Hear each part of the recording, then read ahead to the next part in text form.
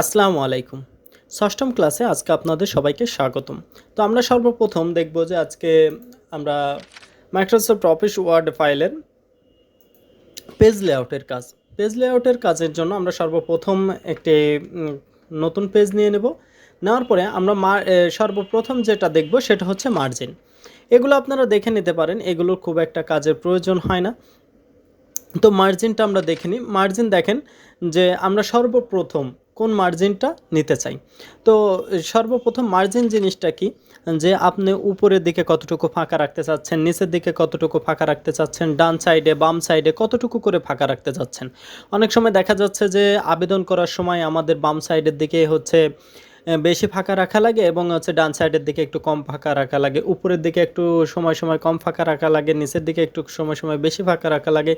তো এই জিনিসগুলো আমরা কিভাবে করব মার্জিনের সাহায্যে আজকে দেখব। তো সর্বপ্রথম মার্জিন বাটনে ক্লিক করার পর দেখেন নরমালি আপনাদের কতটুকু, এই যে এই পাশে আপনাদের অপশনগুলো দিয়ে দিয়েছে যে নরমালে সর্বপ্রথম আপনার 1 ইঞ্চি বা 1 ইঞ্চি 1 ইঞ্চি 1 ইঞ্চি, মানে টপ বটন লেফট রাইট।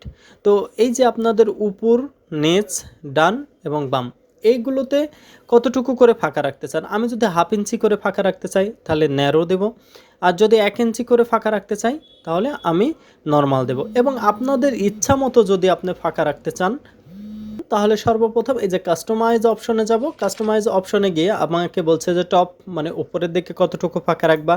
এই যে এই পাশে আপনার উপরেরটাতে ক্লিক করলে এটা বাড়বে, নিচেরটাতে ক্লিক করলে এটা কমবে। আমি উপরের দিকে 0.5 মানে হাফ ইঞ্চি রেখে দিলাম। বটন নিচের দিকেও আমি 0.5 মানে হাফ ইঞ্চি রেখে দিলাম। আমার লেফট বামের দিকে কতটুকু প্রয়োজন, বামের দিকে আমি একটু বেশি রাখলাম 1.5 ইঞ্চি। আর ডানের দিকে কতটুকু প্রয়োজন, এখানে আমি জাস্ট 0.5 মানে হাফ ইঞ্চি রেখে দিলাম। এবারে দেখেন আমার পেজটা ঠিক আমি যেরকম ওখানে কমান্ড দিলাম সেরকম এখানে চলে আসছে। এবারে আমি এখানে থেকে যদি লিখি আমাদের এই সাইডটাতে বেশি ফাঁকা থাকবে, উপরের সাইডটাতে কম ফাঁকা থাকবে, মানে আমি যতটুকু করে লিখেছি ততটুকু করে এখানে ফাঁকা থাকবে। এর পরেরটা হচ্ছে আপনার এইটা দেখেন আপনি ল্যান্ডস্কেপ নেবেন কিনা।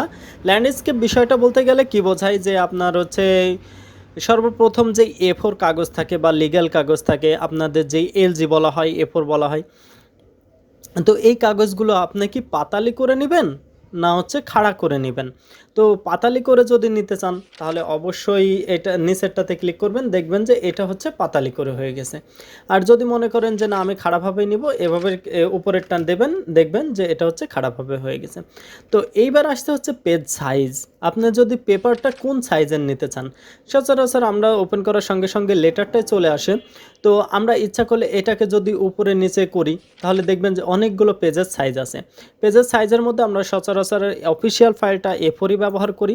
ইচ্ছা করলে আপনারা অনেকগুলো যদি লেখার প্রয়োজন হয় এখান থেকে লিগ্যালও ব্যবহার করতে পারেন। এই যে লিগ্যাল, এই পেপারটার হচ্ছে মাপ, আপনার প্রত্যেকটা পেপারের মাপ এখানে দিয়ে দিচ্ছে। তো এইবার দেখেন কলম, এই কলমটা আমরা এটা তাহলে এবার নর্মালে ন্যারো নিয়ে নিই, কলমটা তাহলে বোঝানো ভালো হবে। তো কলামসটাতে আমরা দেখব যে একটা পৃষ্ঠার মধ্যে আমাদের কতটুকু দাগ প্রয়োজন, কয়টা দাগ প্রয়োজন বা কয়টা ঘর প্রয়োজন।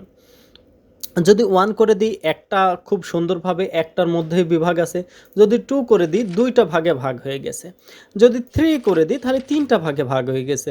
এখান থেকে যদি আমরা 2টা সাইডে বেশি রাখবো বাম সাইডে কম রাখবো এরকম যদি হয় তাহলে দেখবেন যে এটা আমরা এইটা নিতে পারি।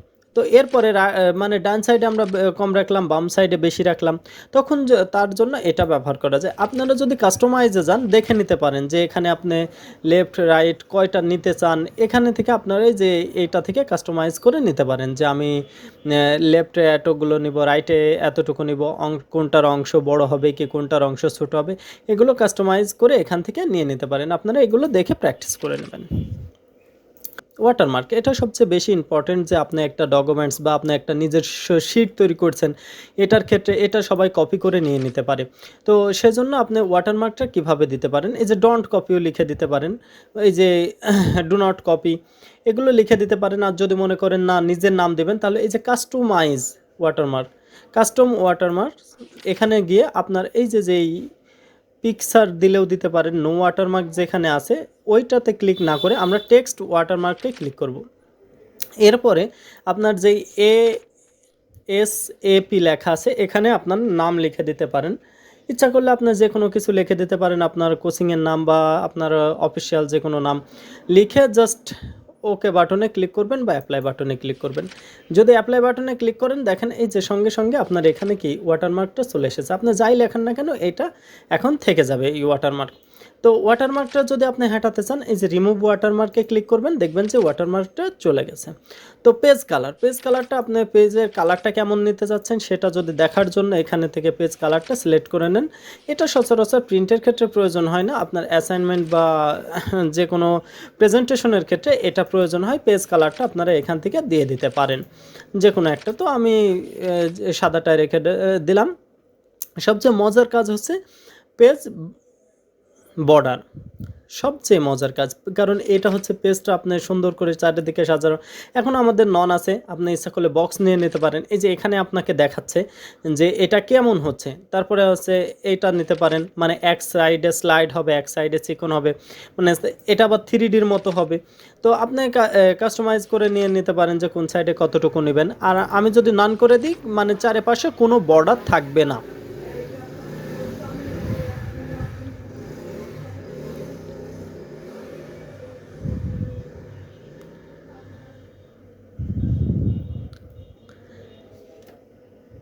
এর পরবর্তীতে আপনি হচ্ছে এখান থেকে অটোমেটিকলি কালার সেট করে নিতে পারেন যে আপনার বর্ডারের কালারটা কেমন নেবেন।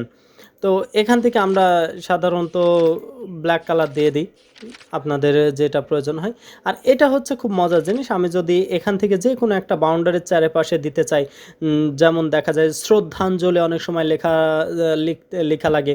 তো শ্রদ্ধাঞ্জলি লেখার সময় কী করে চারপাশে একটা বাউন্ডারি দিয়ে দেয়, দেওয়ার পরে ভিতরে শ্রদ্ধাঞ্জলিটা লিখে দেয়। তো আপনারা এই যে এইগুলো ব্যবহার করতে পারেন, জাস্ট এরপরে ক্লিক করবেন, ওকে বাটনে ক্লিক করবেন, দেখবেন যে খুব সুন্দর চারিদিকে বাউন্ডারিটা হয়ে গেছে। তো ইচ্ছা করলে এখান থেকে আপনারা এটা আবার নান করে দিতে পারেন, এই যে এনই করে দিলে এটা, তারপরে ওকে ক্লিক করলে এই যে চলে আসবে। তারপরে দেখেন যে আমি এখান থেকে এই যে বক্সটা সিলেক্ট হয়ে গেছে, সেজন্যই হচ্ছে এই যে চারপাশে এই যে কালো দাগটা এসেছে, আপনি এখান থেকে নান, ওকে, এটা চলে গেছে। তো এখান থেকে আপনারা এগুলো ব্যবহার করে নিতে পারেন। পরবর্তী ভিডিওতে আমরা দেখব যে কিভাবে একটি সিভি তৈরি করা যায়। সিভি তৈরি করার বিষয়গুলো আমরা দেখে নেব। তাছাড়া এই পরবর্তীতে আমরা আস্তে আস্তে কাজ করতে লাগলে যদি কোনো সমস্যায় পড়ি তখন কিন্তু অন্য সিস্টেমগুলো শিখব। এখন থেকে আমরা কাজ শিখব, মানে সরাসরি কাজ, যে দেখব যে কিভাবে কাজগুলো করা যায়। ওকে, তো পরবর্তী ভিডিওর জন্য অবশ্যই আমাদের সঙ্গে থাকবেন। সবাইকে অনেক অনেক ধন্যবাদ। আসসালামু আলাইকুম।